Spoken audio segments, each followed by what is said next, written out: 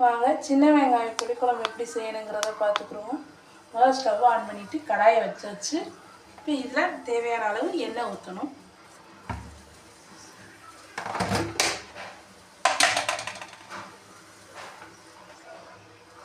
எண்ணெய் கொஞ்சம் தாராளமாகவே ஊற்றிக்கோங்க, அப்போ தான் குழம்பு நல்லா டேஸ்ட்டாக இருக்கும். அதனால் எண்ணெய் கொஞ்சம் தாராளமாகவே ஊற்றுறேன்.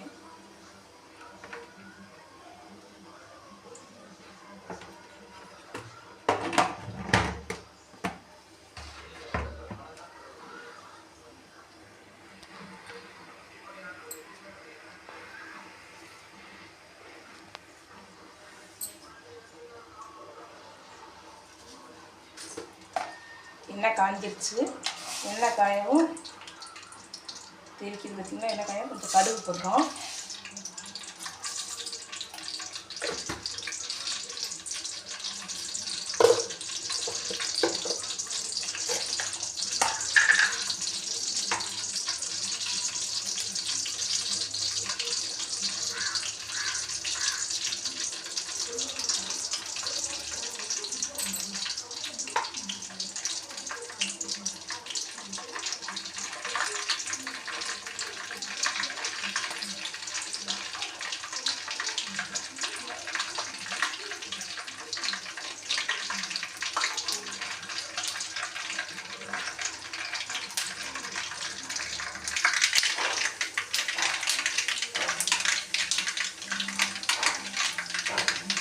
கடுகு வெடிச்சிருச்சு. கடுகு வெடிக்கும்.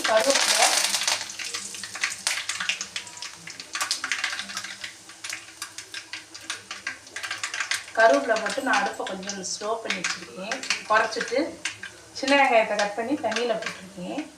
அதை எடுத்து இப்போ அதில் போடுவோம்.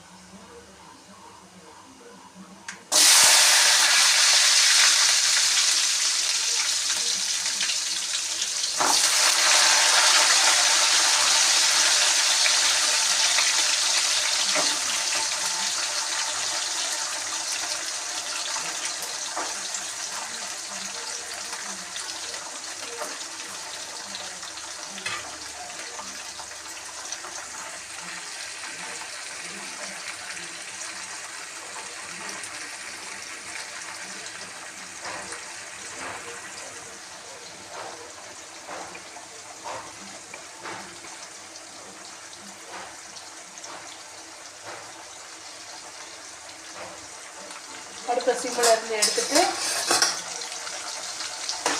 நல்லா வதக்கணும்.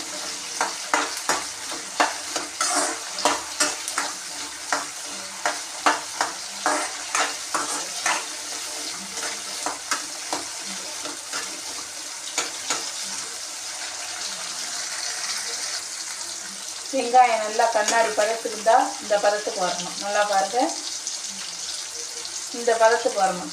வந்ததுக்கப்புறம் நம்ம கொஞ்சம் தக்காளி போடுவோம்.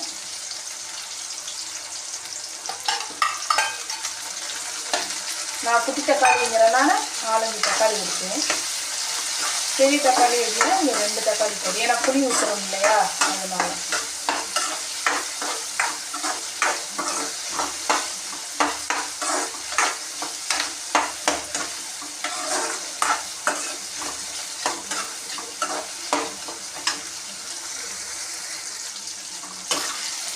பாருங்கள், தக்காளி வெங்காயம் எல்லாம் நல்லா வதங்கிடுச்சு.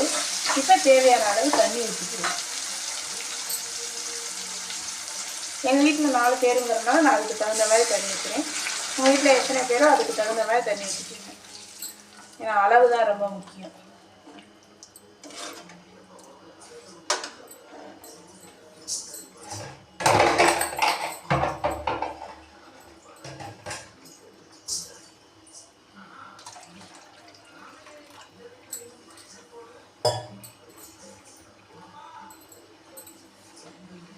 நான் மசாலா தூள் போடுறேன். வீட்டில் அரைச்சது தான் இது, கடையில் வாங்கலை.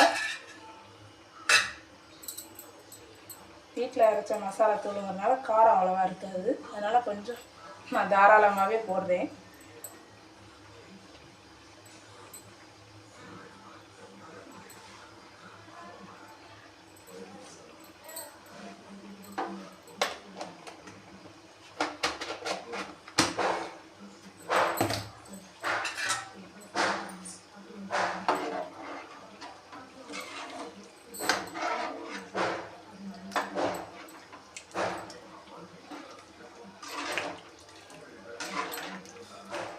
போட்டுட்டு இப்படி நல்லா கிளறி விட்டுங்க. கட்டியே இல்லாமல் நல்லா கிளறி விட்டுட்டிங்கன்னா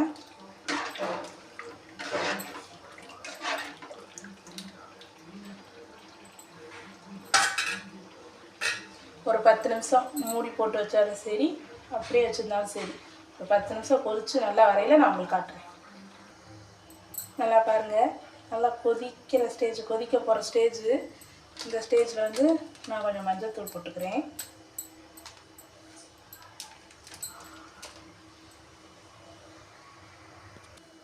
பாருங்கள், குழம்பு நல்லா கொதிச்சு வருது பார்த்தீங்களா? இந்த ஸ்டேஜில் லேசாக ஒரு கிண்டி விட்டுறணும்.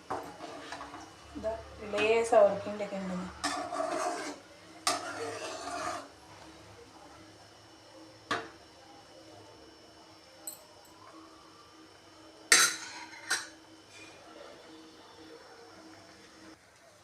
இந்த ஸ்டேஜில் இப்போ நல்லா கொதிச்சு வருது பார்த்தீங்களா? இந்த ஸ்டேஜில் நம்ம கொஞ்சம் புளியை ஊற்றுவோம். அடுப்பை கொஞ்சம் குறைச்சி வச்சுட்டு புளி ஊற்றுவோம்.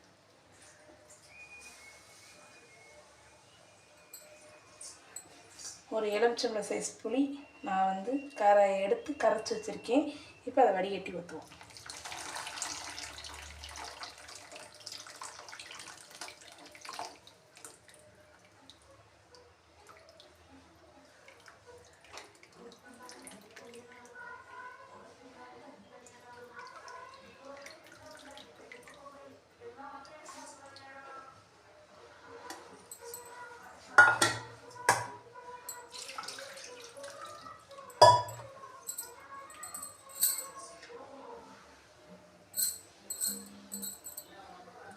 புளி ஊற்றிட்டேன். இப்போ கொஞ்சம் நல்லா கிண்டி விட்டுட்டு ஒரு கொதி வரட்டும். கொதி வரவும் எண்ணெய் திரிஞ்சு வரும். என்னன்னு காட்டுறேன்.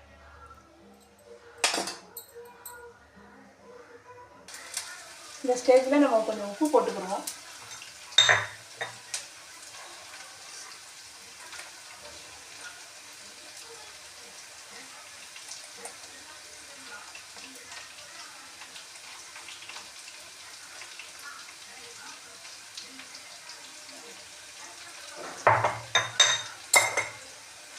பாருங்கள், நல்லா கொதிக்குது.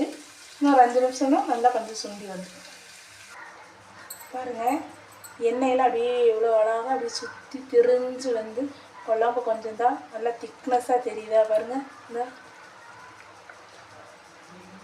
இந்த ஸ்டேஜில் தேங்காய் ஊற்றுங்க. தேங்காய்ங்கிறது ஆப்ஷன் தான். உங்களுக்கு வேணுன்னா ஊற்றுங்க, வேணாட்டி விட்டுருங்க. நான் தேங்காய் ஊற்ற போகிறேன். நான் தேங்காய் ஊற்றுறேன். உங்களுக்கு வேணுன்னா ஊற்றுங்க, இல்லை வேணாட்டி விட்டுருங்க.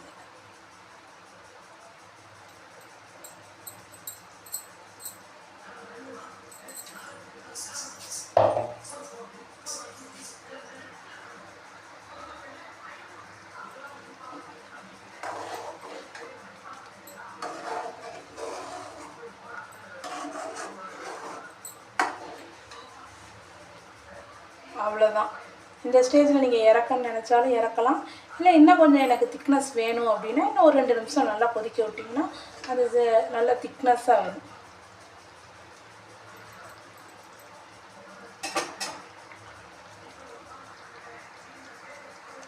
பாருங்கள், நல்லா கொதிக்குது. உங்களுக்கு வேணும்னா இன்னும் கொஞ்சம் நல்லா கொதிக்க வச்சுக்கோங்க. இல்லை போதும் அப்படின்னா இதோட இறக்கிடுங்க. எனக்கு போதும், அதனால் நான் இதோட இறக்க போகிறேன். கேஸ் ஆஃப் பண்ணிவிட்டு தட்டு போட்டு மூடி வச்சுருங்க. அவ்வளோதான், முடிஞ்சிச்சு. சிம்பிளாக.